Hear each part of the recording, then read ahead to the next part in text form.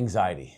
We hear a lot about it. It seems to be much more pervasive in our society. Today we're going to talk about what it is, who gets it, how to deal with it, because it is so common. Welcome to Talking with Docs. I'm Dr. Brad Winnie. I'm Dr. Paul Salza. We have a guest today to talk about anxiety. Hi, I'm Dr. Sammy Barakat. I'm a psychiatrist. Thank God we have a psychiatrist to talk about. Yes, who are experts in anxiety. So first thing, just know, leave a comment. If you suffer from anxiety, if there's something that you found helpful in your journey, because a lot of people are dealing with this and don't really know where to turn. So we're going to try to provide you with some of that, but you can also be a valuable resource for each other. So let's start at the beginning, Sammy. What actually is anxiety? So anxiety is a common term that we all use.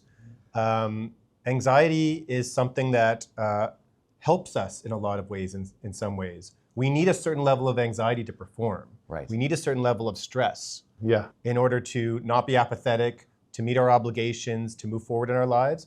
But we start to call it clinical anxiety when it crosses a point at which it motivates us to be productive. In some cases, it can paralyze us.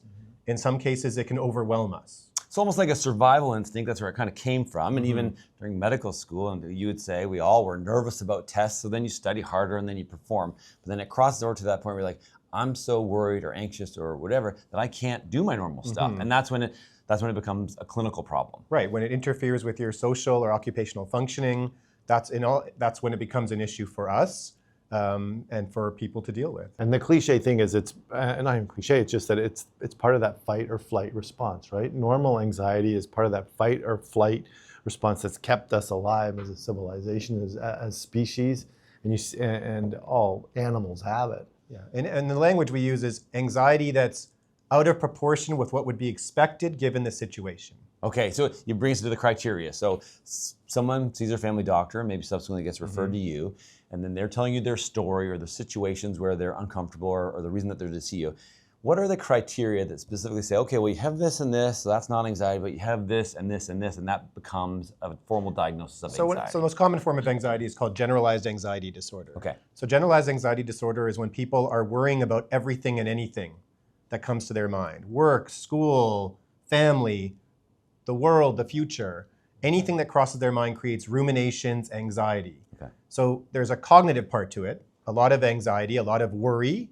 Most of the time, most days of the week, it lasts at least 6 months, but accompanied by that are feelings of restlessness or muscle tension, a lot of physical symptoms, headaches, trouble concentrating, getting tired really easily as a result of your anxiety, feeling worn down by it. People will talk about having trouble falling asleep as a result of their anxiety, feeling more irritable, quick to temper than they used to be. Those are a number of the symptoms that we talk about. And again, they're not explained by some other reason. So there are a lot of physical health conditions that can contribute to anxiety. People might be using substances that are creating anxiety. Right. But if you kind of adjust for all of those, and of course it's interfering with your functioning. Right. It's causing distress, it's interfering with functioning. That's where we cross over into considering whether it's a condition that needs some attention. And it's like you mentioned, something else that's causing it's a pretty tricky thing. I remember in residency going through all our different rotations, and one of the big things was trying to identify if someone presented to the emergency room, is this anxiety or is this something going on like a heart attack or a pulmonary embolus or something that's causing these symptoms that's not anxiety? That's an excellent point. I mean, anxiety often presents as physical symptoms. Right. So again, we're trying to get away from, is it in your mind or is it in your body? The brain is part of the body. It's all connected. But how do people with anxiety disorders often present to family doctors, to the emergency department? It's with physical symptoms. Right. That doesn't rule out an anxiety disorder, but it does mean you need to do blood work, physical exam, other investigations. Is there something else contributing to why the anxiety is happening or explains the anxiety? And certainly when it comes to panic, you have to rule out those serious things. If someone comes to the emergency department with chest pain, you can't say, well, it sounds like anxiety. It might sound like anxiety. It might be atypical in presentation, but you still have to rule out something more serious. Yes, I'm having anxiety because I'm having a heart attack. Yeah, so I am having anxiety. Yes. So it is tricky. And you mentioned panic. Now, does a panic attack fall, like how does that fit into the framework of anxiety? So we talked about generalized anxiety disorder. Panic disorder is something different. A panic attack in and of itself is not an illness or a condition. People can have singular panic attacks. I remember once 5 years ago, I had a panic attack, right? but it's the repeated unexpected panic attacks. So you can have a generalized anxiety disorder that when it gets bad enough creates panic symptoms. Okay. But when we talk about panic disorder, it's recurrent unexpected panic attacks, kind of out of the blue. Right. I was just sitting there and all of a sudden I started to feel a number of physical symptoms, right? That So makes me chest pain, heart palpitations, dizziness, a feeling of choking, nausea and vomiting, or GI upset, all at once. It's like a wave. So this is what it's like a wave that comes over you, and it peaks in a certain amount of minutes, and then it kind of starts to fade away. Okay. So that's kind of the lay definition of what we think about when we talk about a panic attack. But in order to have a panic disorder, you need to have more than one of those. Right. And it needs to be unexpected, and it's followed by fears, right? It's followed by anxieties and fears of having another panic attack, Okay. another unexpected panic attack, and a change in behavior to mitigate, what if I have a panic attack here? What if I have, so I better not do this, or I better not do that. And it starts to interfere with functioning. So a panic attack leading up to an event that you're anxious about is not really a panic attack, panic disorder. Yes, it's not a panic disorder. It may be the prelude to one, it may be part of another condition, or it just might be a panic attack in that moment that doesn't happen again. Yeah, I remember having one. I remember having one in high school. I had to go read in front of the class for this thing. And I remember just getting exactly that before, which is odd because I like public speaking. I know it the is public may not like my speaking. No, the public like you're speaking. So then I think for the average person, for me as well, so then the distinction between having anxiety, say for public speaking, versus a panic attack, obviously versus panic disorder. The difference between a panic attack and anxiety is the severity or the circumstance. It's a combination. Okay. But for instance, when I talk about panic disorder, Yes. it's the unexpected part. That's Right. what creates that. So nothing to say, hey, I'm on the top But of the CN Tower. if I'm getting a panic attack in the context of public speaking, that might be a form of social anxiety disorder, Right. a different condition. If you're getting, so panic symptoms can be part of a number of different conditions. Yes. Panic attacks can be part of a number of different conditions. A panic disorder is when it's recurrent and unexpected and followed by the fears. And I would say that anxiety also can be totally normal. Would you also not say that? Like if you're a little bit nervous about public speaking, that's really common. That's actually not pathologic at all. It's not even anxiety. You're just nervous about public speaking. If you are nervous about coming on a YouTube channel that reaches, For example, many people, So and you're anxious that morning, then that is normal, I hope. sharing for a friend.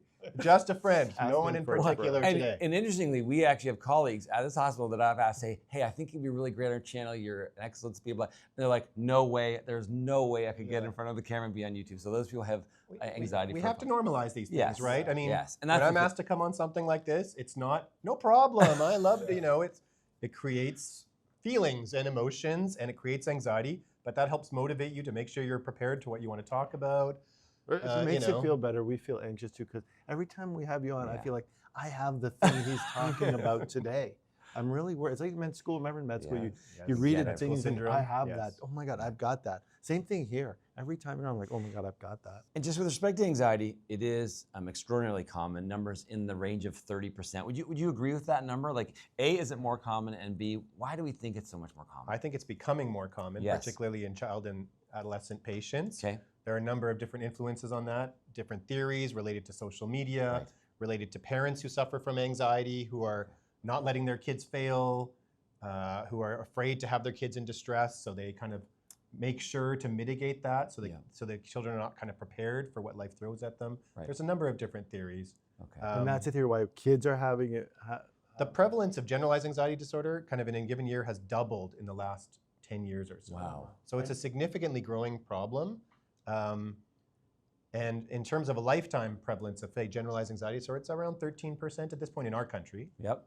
Well, is some of the increasing prevalence just because of increasing diagnosis and awareness of it, or is it all you think truly more of it happening? I think it's a combination of things. I think we're more aware. People are, hopefully as we destigmatize these conditions, people are kind of suffering less and seeking care. Although I think that the delay from beginning to experience, say, generalized anxiety symptoms and seeking help is still years and years. For a number of people suffer in silence, try to normalize it.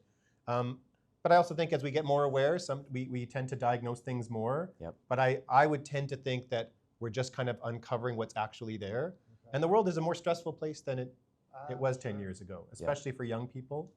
And And even in the workplace, right? There's no kind of downtime. We're reachable at all times, Right. regardless of your occupation. There's kind of no 9 to 5 anymore. So I think a lot of different sociocultural things are contributing. Would you say that it's kind of across all kind of ages, genders, socioeconomic status, but would you say that the oldest people are the ones that have the least amount of generalized anxiety? Because I feel like when I see like an 85-year-old, like they got stuff, but rarely do I ever see them, oh, you know, I'm really anxious. I mean, I'm not sure if that's just their generation was through a lot of stuff and they're just more tolerant. Would you see a lot of people that are, say, in their 80s that also have generalized anxiety, so it's across all ages? I think that is the case, but Yeah. often there's also biological brain changes that contribute to that, All right. where people who may not have had anxiety before suddenly develop Right. crippling anxiety, and there's really more of a biological underpinning to what's happening.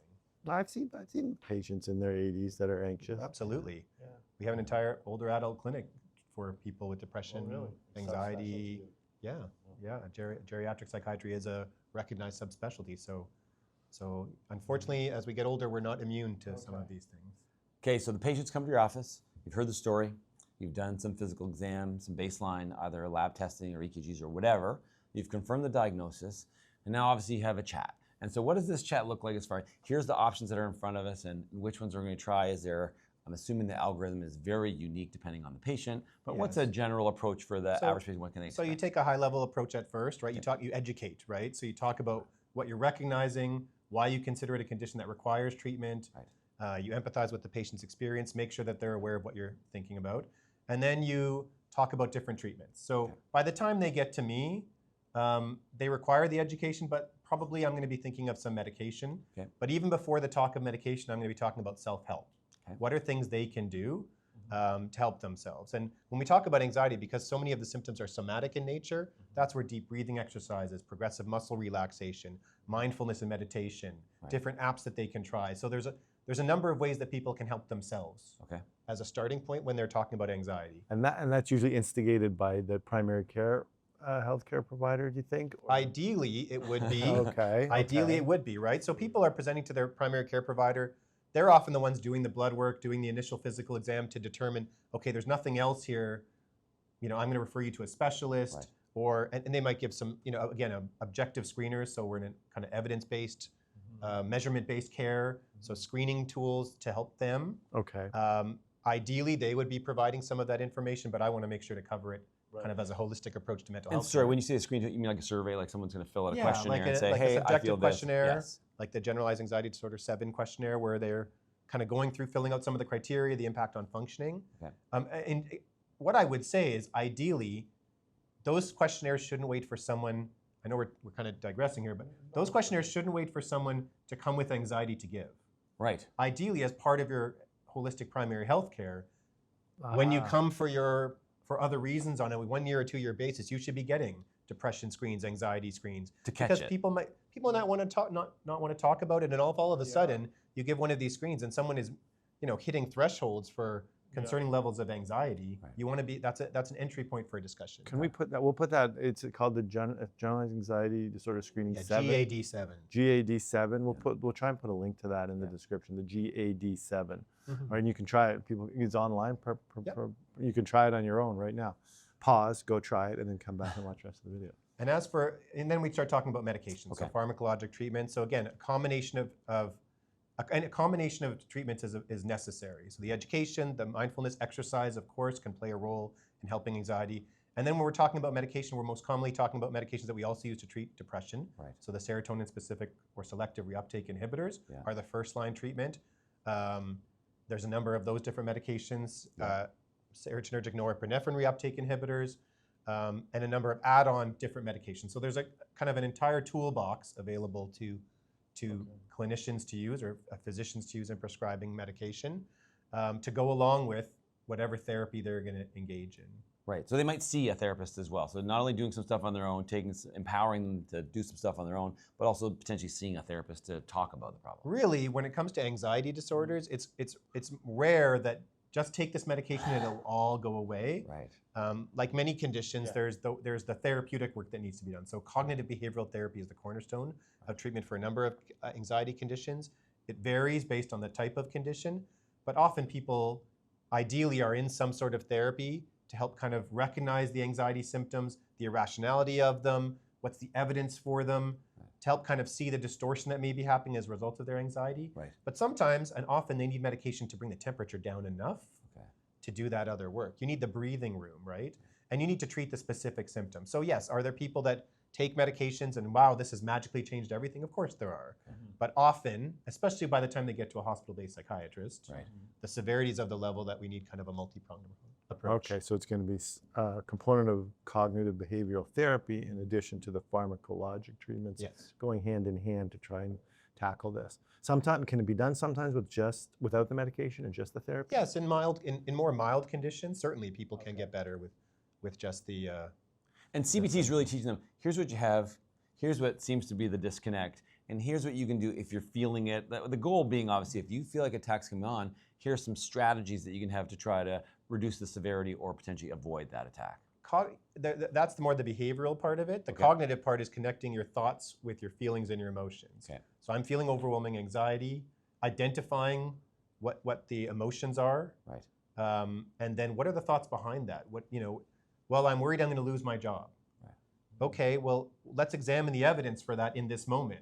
Is this a real thing? Yes, kind of. So so there's a high, so then you start to look at evidence for and against, right? I'm simplifying, but that's what you. And then even if that realization in that moment brings your anxiety down 10% at the beginning, that is meaningful change for someone who's feeling overwhelmed. So it's a very kind of slow and process at first, but eventually the idea is that you train your mind to do it faster and faster and faster.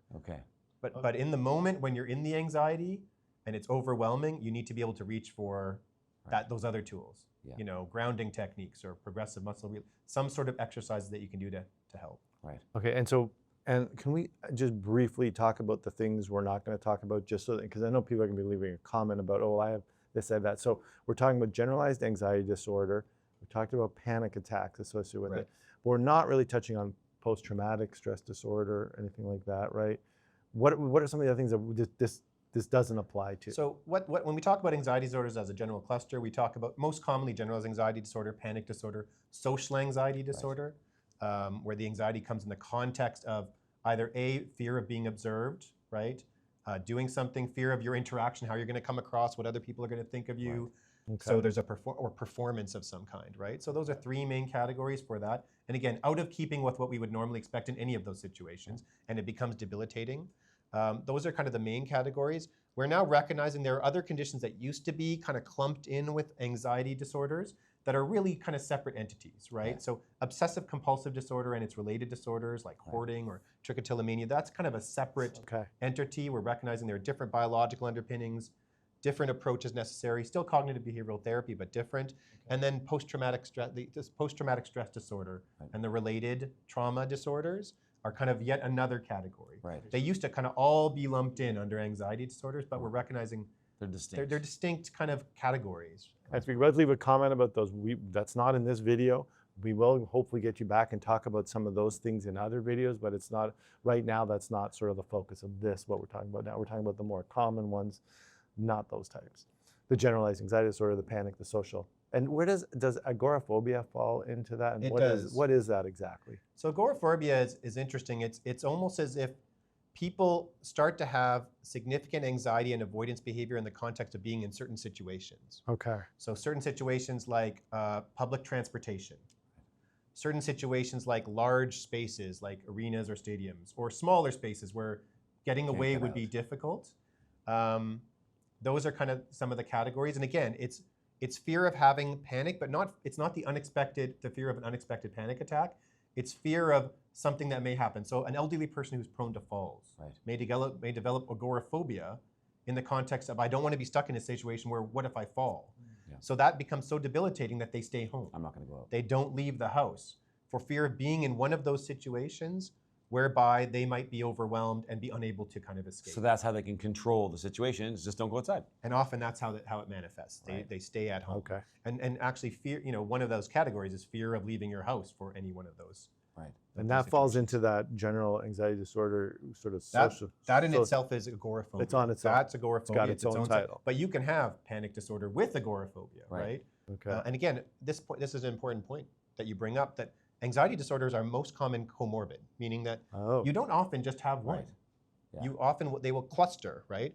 It's very comorbid with depression. So people with depression will often have anxiety symptoms. You'll often have depression alongside anxiety. So it's important to screen for all these other types of conditions because as it gets more severe, it's unlikely to be just one or just the other. You can have a number of different anxiety conditions at once that need attention. With respect to treatment, for sure someone's wondering, and definitely wondering about their children potentially, what does the long-term treatment look like? So is this something that, hey, are we going to cure this? Is someone going to be on medication for the rest of their life? Will CBT allow them to have strategies to say, hey, you know what?